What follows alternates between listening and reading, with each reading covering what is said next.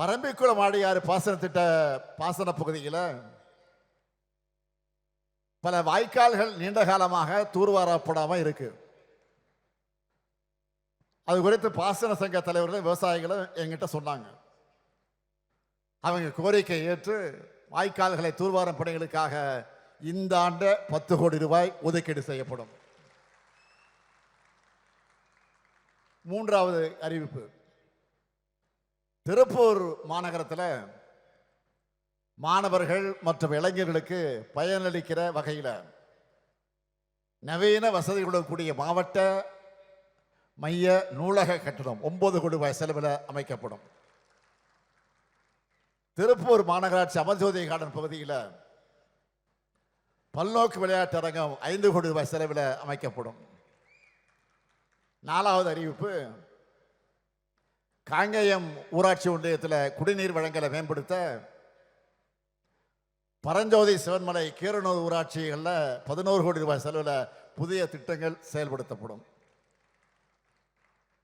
ஐந்தாவது அறிவிப்பு, தாராபுரம் வட்டத்தில் இருக்கிற வேளாண் பெருமக்கள் பயன்பெறும் வகையில்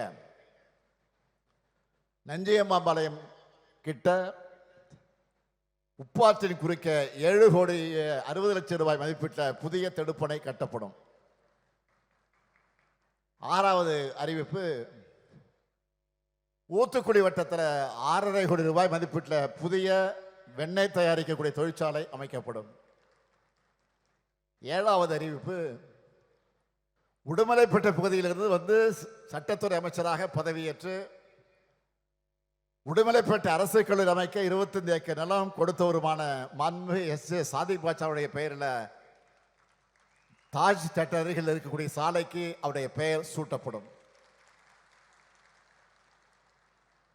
இது மட்டுமல்ல, இன்று காலை அமராவதி கூட்டுறவு சர்க்கரை ஆலை செயல்படாமல் இருப்பதை சுட்டிக்காட்டி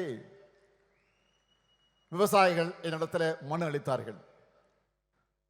அது குறித்து ஆராய்ந்து பரிந்துரை வழங்க விரைவில் ஒரு வல்லுநர் குழு அமைக்கப்பட்டு நிச்சயமாக நடவடிக்கை எடுக்கப்படும்.